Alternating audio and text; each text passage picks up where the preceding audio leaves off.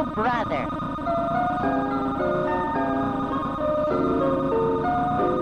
If Maria said good morning every day, that does seem unusual to me. and if Elmo said that he would like to play, that wouldn't seem unusual to me.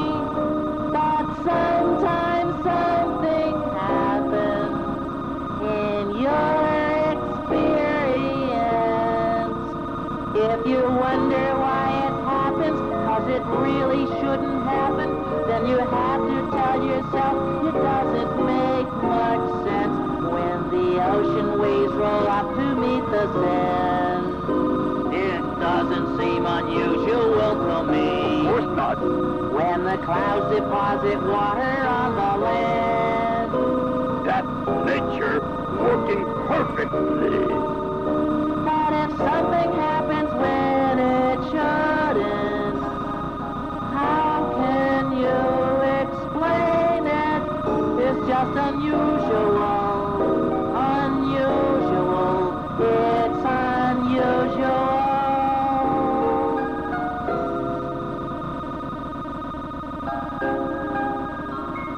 Oscar had a very interesting day today. He started out having a wonderful time doing the strangest things. Suddenly, everything went wrong. Then, just as suddenly, it was wonderful again. But before I start my story, I want to tell you about a special sound. When you hear that sound, turn the page of your book. Want to hear it again? Okay, are you ready?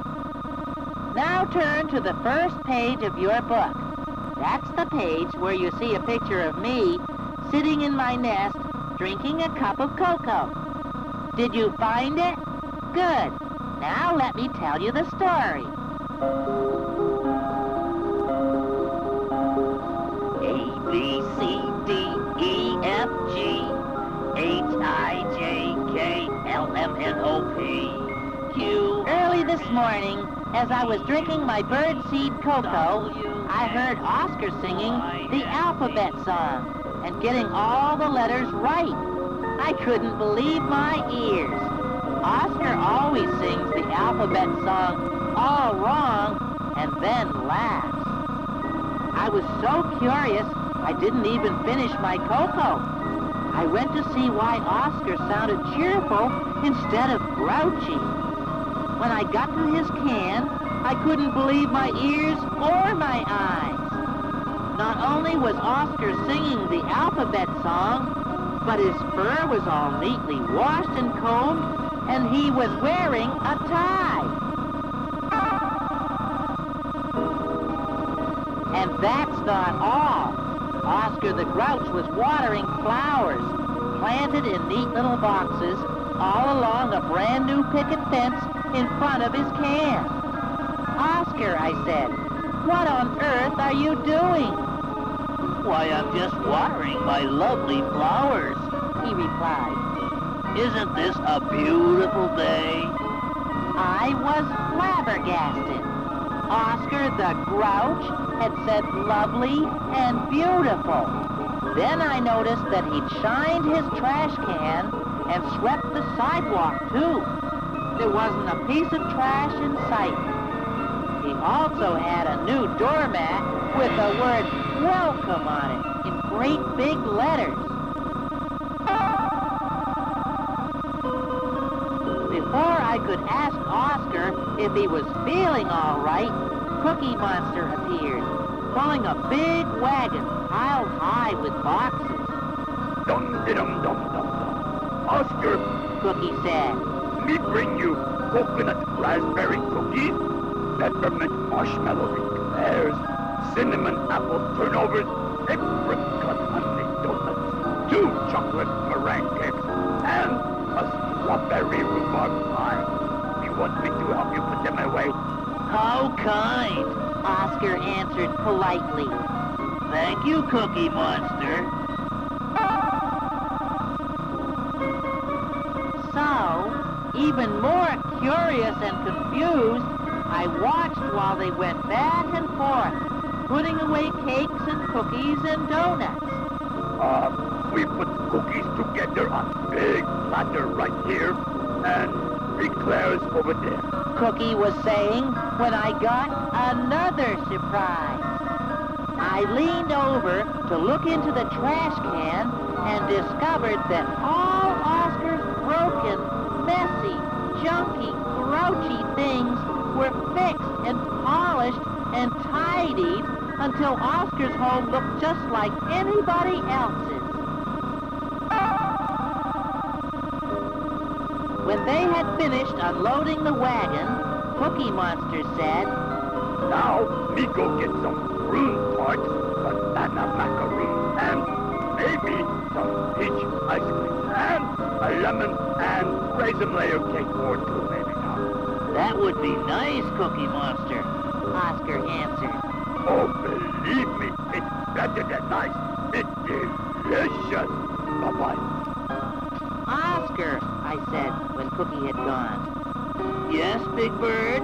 How may I help you? You can help me by explaining what's going on, I told him. I'd be happy to, he said, actually smiling at me.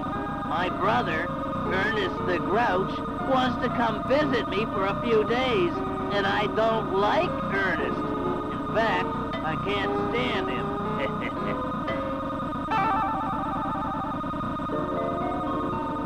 Then I understood. I see, Oscar. You're doing all these ungrouchy things so your brother won't like staying with you. That's right, said Oscar.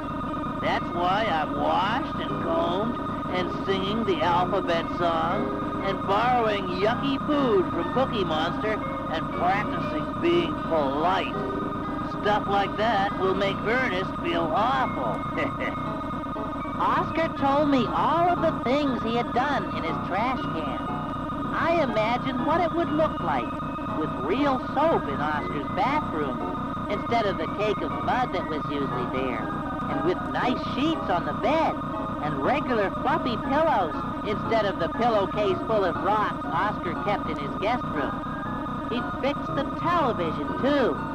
Now it only got Mr. Rogers. He even changed his doorbell so it sounded nice.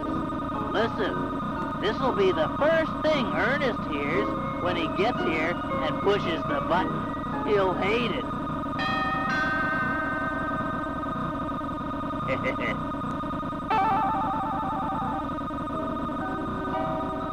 Then Cookie Monster returned with more food. Now, me make big pitcher of lemonade. Cookie was saying when the telephone rang. And Oscar went inside to answer it. My goodness, Cookie, I said. You're acting as strange as Oscar, lending him cookies and donuts and ice cream. Oh, Grouch does not eat Cookie Monster food. He told me. Me get it all back when Oscar's brother go home. Suddenly, we heard Oscar yelling. He didn't sound polite anymore. Razzle-frack, rats and rubbish. What rotten luck! He popped up, still yelling. That was Ernest on the telephone. He changed his mind. He's not coming. I made my trash can all neat and clean and tidy and planted these silly flowers and fixed my television and borrowed Cookie Monster's yucky food for nothing. I feel awful. Well, said Cookie Monster. me guess me might as well eat cookies, eclairs, donuts, cakes, tarts, macaroons, and ice cream me bring for you. Oh, and the strawberry rhubarb pie. Sure. Go ahead, said Oscar miserably. Have a wonderful time. Oh, me will, Oscar. Maybe you have wonderful time too, messing up can like before. Ha ha ha. All at once, Oscar perked up again. You're right. Why didn't I think of that? I'll make it even messier than before, and you can help. With that, he pulled Cookie Monster into the trash can and began throwing macaroons and ice cream and cakes in after him. Okay, start eating, Bunga! shouted Cookie Monster.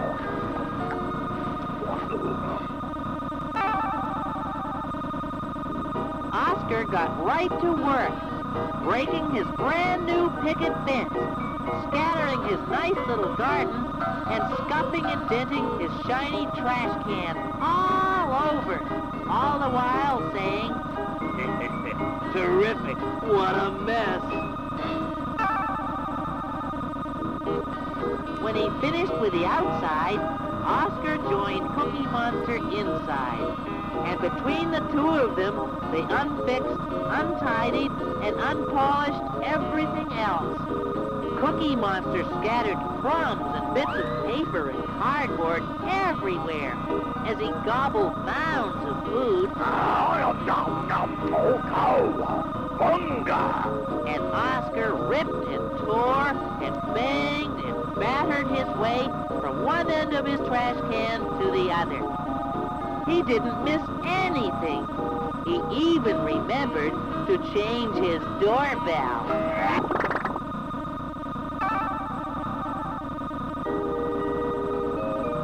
And when they were done, Cookie Monster said, See, Oscar, you can look worse than ever, and we both had wonderful time.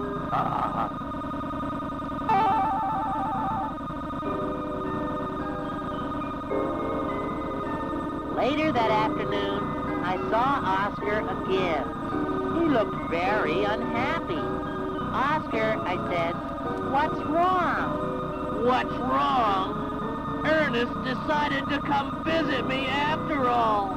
And he loves my trash can now that I've got it all wrecked and messy again. That's what's wrong. I'm going down to the dump. Poor Oscar. Well, didn't I tell you Oscar had a very interesting day today? First he'll say he's coming, and then he won't. Or he'll say to do it, and then say don't. What a peculiar sort of mind. Don't ever trust a crowd. He will come to dinner, then grumpily ask for breakfast with onion tea. What a unique experience. Don't ever trust a crowd. Try telling a funny story. Grouches always hate them. Yeah, we're in the category of those who don't appreciate them. Truthfully, you tell him that he should change. Learn to be more pleasant. He'll call you strange. What a bewildering way of life. Don't ever trust a, you can't adjust a, don't ever trust a grouch. You really can't trust a grouch, can you? True, but of course you can trust me.